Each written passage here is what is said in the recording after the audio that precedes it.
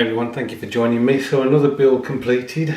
This is Revell's repop of the Matchbox 176 scale T34 76 model 1940. The reason that I did this is I wanted to do some experimentation on this kit before I tried things out on the T35. I have built this kit 3 times now on this channel. The first time I built it, it was just on its own dio, but unfortunately I no longer have that kit. The second time was as part of Greg Riley's T34 group build, where I built it upside down. I'll show you that in a bit. And then I've built it again, as I say, on its own dio that it comes in the box, but at the same time doing some different stuff on it to see if certain techniques worked and how to do them, basically. So I shall show you the kit, but first of all I'll show you the one that I did a while back for Greg Riley's group build. So here it is, guys. I don't know whether you remember it at all. Basically, as I say, Greg's group build was to build a T34, and I just did something different and had it so that a T34 was being rescued from a bog somewhere in the USSR in modern day, and basically being dragged out to the swamp in order for it to be preserved. And unfortunately, as it was dragged out, it had ended up on its roof. We've got a couple of workmen here, and of course they have to do these things in the snow. That was the dio I created for that GB.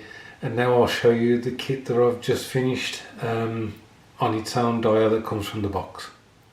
So here it is, guys. Nothing to write home about really. The build of this kit is quite straightforward. But the reason I built it is there was 2 techniques I wanted to try out. The first was the weathering using oil paints on the vehicle, and the second was the actual dio base. And my idea to cover the diorama for the T35. So let's talk about the weathering with oil paints first. So basically the kit was painted with Russian green acrylic paint from AK. Once it was dry, I think I then put on the decals, and then I gave it 2 coats of satin varnish. The decals work really well, and there's no silvering, which is great news. Now I wanted to use the satin varnish for the airbrush because I wanted to see how badly the thinners for the oil paints would react to that, whether the thinners would actually deteriorate the varnish and also start attacking the acrylic paint, which is what I've had happen in the past.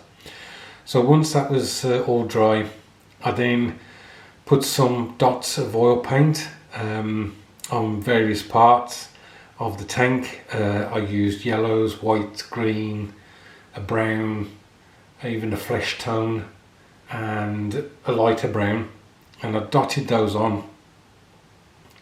And then what I did was got a moistened flat brush where a lot of the thinners have been taken off it, and just plain thinners, and then just dragged the dots down the in this instance the turret, and I just kept dragging it down, and then if I needed to would clean the brush and then just keep dragging the dots down until I got like the streaking effect that I wanted.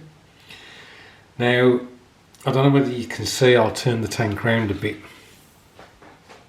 On the front here, this whole section is tinted like a lighter green colour. I think what may have happened there is I put too many dots on, so in effect I created a filter rather than the streaking effect. So one of the things going forward for the T35 is to try and keep the dots to a minimum in order to get the streaking effect, as opposed to a filter effect, which I believe was what's happened here. If we go back to the side of the tank, we can see that this side here has worked quite well. what I did was, because I wasn't too happy with the result, I went back in with a thinner brush, and I just basically started taking some of the grime away in the hope that I would get the streaking effect, and I think I have managed to get that eventually. One of the other things I did after I'd done all that was I did a what's it called? I did a panel line wash around the various raised areas. So this handle here, the recess for this access door here, around the hatch, around the smaller hatch within the hatch, and all these items here. Pin wash, that's what they call it. I did a pin wash around all these items, trying to control how much, what it is. It's thinned oil paint again with thinners, and what you do is you just touch it to the edge, and hopefully it'll run along the recess of the raised area through capillary action. And if it works that way, then there's very little cleanup to do. So I did all that around the tank, working in small areas at a time. I did it around the back here. Now, I don't know, I think I was right in doing the dot wash, whatever you want to call it, first, and then doing this pin wash afterwards. I think if I'd done the pin wash first and then done the weathering with the oil dots, I may have brushed away the pin wash on the back there. So I don't think it's too bad at all. It certainly helped me understand a bit more what I've got to do with the T35, and it certainly helped me understand that the varnish will hold up against the thinners.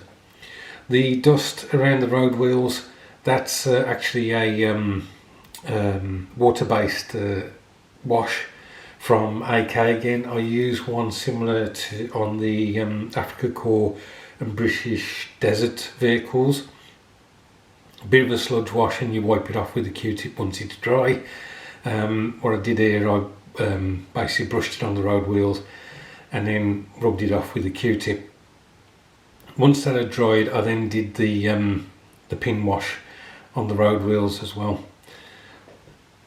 Moving on to the Dio, I'm not happy with the result of that, and that was again the point of doing this build. I don't know whether the paint that I used underneath the very short grass flocking that I used, I don't know whether it's too close to the colour of the grass, and so it hides what's been achieved with the grass scatter. I use one of those, the scatter sieves, where you have a negative and positive charges. One's actually in the grass holder silo, and the other one you put against the base, and basically it makes the grass stick up. I don't think it worked particularly well. It certainly didn't work well with the long stuff. As you can see, it's all just lying flat. Try as I might, I could not get that to stand up. The smaller stuff is sticking upright, which is great, but again, because of the colour of the paint, it doesn't really show up at all. These grass tufts are an aftermarket. You just pull them off some wax paper and put some PVA glue on the bottom and stick them on. I've got quite a bit of this, and it may be that most of the diode for the T35 will be covered in that. So there we go, guys. Let me put it back in frame. That's it for this one. I don't know whether this is build number 5 for the year, but as I say, it was a useful build for me to see how and what I can achieve with the T35. Thanks ever so much for watching. I do appreciate it. I hope your week is going well. Look after yourselves, and I'll catch up with you soon.